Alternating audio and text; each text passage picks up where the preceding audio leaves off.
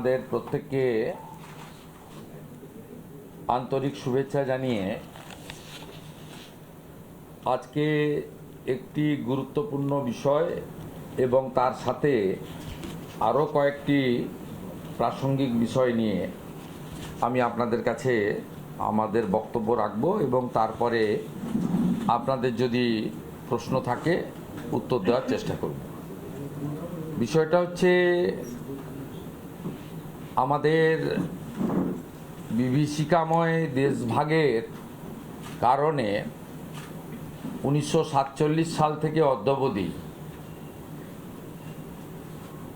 বিগত দিনে পূর্ব পাকিস্তান, আজকে বাংলাদেশ থেকে হিন্দু শরণার্থীরা ভারতবর্ষে আশ্রয়ের জন্য আসেন এবং তার মধ্যে এই পশ্চিমবঙ্গে হিন্দু শরণার্থীদের মধ্যে মতুয়া সমাজ বা মতুয়া সম্প্রদায়ের আগত সনাতনীদের সংখ্যা একটা বিরাট সংখ্যক। মমতা বন্দ্যোপাধ্যায় প্রথম থেকেই তিনি এবং তার দল, তার সরকার মতুয়া সমাজকে ভোট ব্যাংকের চোখে দেখার কারণে নানাভাবে বিভ্রান্তি সৃষ্টির চেষ্টা করেন। এটা আজকে নয়, 2019 সাল থেকে এটা লাগাতার চালিয়ে আসছেন এবং মতুয়া ঠাকুরবাড়ির পরিবারের মধ্যেও রাজনৈতিক বিভাজন ঘটিয়ে এই সম্প্রদায় বা সনাতনীদেরকে বা মতুয়াদের দুর্বল করার চেষ্টা আমরা দেখেছি। আমরা জানি যে বিভীষিকাময় দেশভাগের আগে যখন দলে দলে অর্থনৈতিকভাবে বা সামাজিকভাবে যারা পিছিয়ে পড়া ছিলেন তাদেরকে যারা ইসলামিক শাসক ছিলেন বা তারা ধর্ম পরিবর্তন করার জন্য চাপ দিতেন। 1907-08 সালে ঠাকুর হরিচাঁদ ঠাকুর গুরুচাঁদ ঠাকুরের নেতৃত্বে মতুয়া সৃষ্টি হয় এবং 1945 সাল থেকে প্রণম্য পিয়ার ঠাকুরের নেতৃত্বে নাগরিকত্বের প্রশ্নে এক সংঘবদ্ধ দাবি এবং সংগ্রাম চালু ছিল এবং বিভিন্ন সময় পশ্চিমবঙ্গে যারা শাসন করেছেন, কখনো কংগ্রেসের সময়কাল, কখনো বামফ্রন্টের সময়কাল, তারা এদের প্রতিশ্রুতি দিয়েছেন এবং দেশেও যারা ক্ষমতায় ছিলেন তারাও অনেক সময় প্রতিশ্রুতি এদের দিয়েছেন, কিন্তু কেউ পূরণ করেননি। 19 সালে লোকসভা নির্বাচনের প্রাক্কালে ভারতীয় জনতা পার্টির প্রার্থী শান্তনু ঠাকুরের সমর্থনে সভা করতে এসে দেশের প্রধানমন্ত্রী বলে গেছিলেন যে আমরা যদি এবারে ক্ষমতায় আসি, আমরা সিটিজেন অ্যামেন্ডমেন্ট অ্যাক্ট সিএএ নাগরিকত্ব সংশোধনী বিল আমরা এনে আপনাদেরকে সহ নাগরিক বা সমনাগরিকের মর্যাদা দেব। তিনি তার কথা রেখেছেন এবং নাগরিকত্ব দিয়েছেন। সেই সময়কালে যখন গোটা ভারতবর্ষ সিএএকে সমর্থন জানিয়েছে, কোথাও কোনো প্রতিবাদ হয়নি, প্রথম সিএএকে ক্যাকা ছি ছি বলে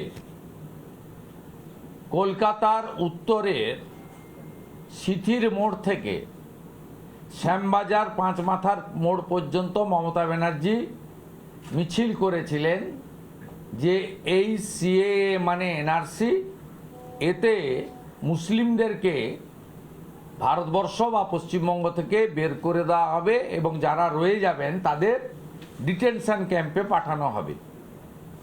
এবং তিনি আগুনটা লাগিয়েছিলেন। তার ফলশ্রুতিতে এই ওয়াকফ অ্যামেন্ডমেন্ট বিলের যে হরগোবিন্দ দাস চন্দন দাসের পরিণতি, সেই 19-এও কিন্তু মালদার শামসি থেকে মুর্শিদাবাদ জেলার হাজারদুয়ারি এক্সপ্রেস পোড়ানো থেকে, রেল লাইন ওপড়ানো থেকে, বেলডাঙ্গা রেজিনগরের রেল স্টেশনে আগুন লাগানো থেকে, নবান্নর ঢিলছোড়া দূরত্বে সাঁতরাগাছিতে লাইন দিয়ে 37টা বাস পুড়িয়ে দেওয়া থেকে শুরু করে উলবেড়িয়াতে ভেলোর থেকে আসা করমণ্ডল এক্সপ্রেসে পাথর বৃষ্টি থেকে শুরু করে নানা ঘটনা আপনারা দেখেছেন। এবং তার ভুল বুঝানোতে তৎকালীন বিশেষ করে সংখ্যালঘু মুসলিমরা ভুল বুঝেছিলেন, তাদেরকে সিদ্দিকুল্লাহ চৌধুরীরা রাস্তায় নামিয়েছিলেন। অনেক সরকারি সম্পত্তি ক্ষয়ক্ষতি, সাধারণ মানুষের অসুবিধা, পারস্পরিক ভ্রাতৃত্বের বন্ধনে ফাটল ধরা, এরকম অনেক ঘটনা পশ্চিমবঙ্গে ঘটেছিল। এবং 20 সালে আপনার করোনা বা কোভিড আসার জন্য সিএএ রুল কার্যকর হলো না এবং 21-এর বিধানসভা ভোটে মুসলিম জনগোষ্ঠীকে এনআরসি সিএকে এনআরসি বলে শতকরা 90% বেশি মুসলিম ভোটকে পকেটে পুরে উনি ক্ষমতায় এলেন। তারপরে 2024-এর 6 মার্চ সিএএ রুল চালু হয়ে গেল। সেদিনও উনি বিরোধিতা করেছেন, ভুল বুঝানোর চেষ্টা করেছেন এবং সেই রুলে আজকে গোটা ভারতবর্ষে ভারত সরকার এবং প্রাদেশিক সরকারের সমন্বয়ে পাকিস্তান, আফগানিস্তান, বাংলাদেশ থেকে আসা হিন্দু, শিখ, খ্রিস্টান, জৈন, বুদ্ধিস্ট, পার্সিরা তারা নাগরিকত্বের মর্যাদা ভারতবর্ষে পেতে শুরু করে। অন্যান্য রাজ্যে অ্যাপ্লিকেশনগুলো 90% প্রায় রিজলভ হয়ে গেছে, সিটিজেনশিপ সার্টিফিকেট তারা পেয়েছে। এই রাজ্যের ক্ষেত্রেও প্রায় 60,000-এর অধিক দরখাস্ত আছে এবং ইতিমধ্যে 1,000-এরও বেশি তারা সার্টিফিকেট পেয়েছেন এবং প্রত্যেক দিনই শুনানির মাধ্যমে প্রক্রিয়া মেনে দ্রুত শুনানির কাজ ত্বরান্বিত হচ্ছে এবং অনেকেই পেয়ে যাবেন বা পাচ্ছেন এবং লোকের মধ্যেও ভয় কাটিয়ে লোক সিএতে অ্যাপ্লিকেশান করছে। সিএ কার্যকর হওয়ার পরে প্রমাণ হয়েছে যে এটা এনআরসি নয়, এর সঙ্গে ডিটেনশন ক্যাম্পের কোনো সম্পর্ক নেই। আবার একটা ভোট আসছে, তাই আবার এনআরসির জুজু দেখাতে হবে। তাই মমতা বন্দ্যোপাধ্যায়ের এখন অস্ত্র হচ্ছে এসআইআর। ব্যবহার করছেন কাকে? ঠাকুর বাড়ির মধ্যে তৃণমূল কংগ্রেসের সঙ্গে থাকা মাননীয়া শ্রীমতী মমতা বালা ঠাকুর মহোদয়া, রাজ্যসভার সাংসদ এবং তৃণমূলের একটা অংশকে। এবং এর ফলে আপনারা জানেন যে আজকে আমাদের কেন্দ্রীয় রাষ্ট্রমন্ত্রী সাংসদ শান্তনু ঠাকুরের বাড়িতে তৃণমূলের কিছু লোক হামলা করতে গেছিল। সেই হামলাকারীদেরকে স্থানীয় মতুয়া সমাজ এবং নাগরিকরা ঠাকুরনগরের প্রতিরোধ করেছিল। সেটাকে কেন্দ্র করে মামলা তো করেছেন, গ্রেপ্তার তো করেছেন, সাথে সাথে আজকে বিভিন্ন জায়গায় পথ অবরোধ করে বাজার গরম করার চেষ্টা করেছেন।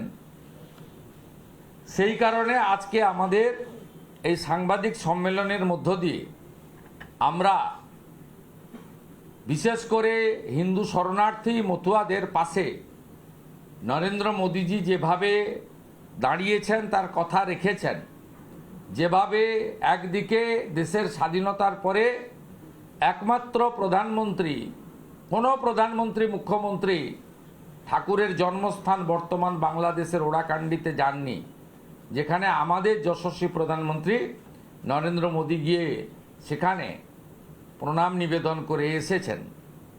অন্যদিকে মমতা বন্দ্যোপাধ্যায় মালদা জেলার গাজলে একটি কর্মসূচিতে দাঁড়িয়ে শ্রী শ্রী হরিচাঁদ ঠাকুর, শ্রী শ্রী গুরুচাঁদ ঠাকুরের নাম বিকৃত করে উচ্চারণ করেছেন, যে উচ্চারণ আমি করতে পারবো না, ঠাকুরদেরকে অপমান করেছেন। এই তো নরেন্দ্র মোদীজির সঙ্গে তৃণমূল কংগ্রেসের সুপ্রিমো তথা রাজ্যের মুখ্যমন্ত্রীর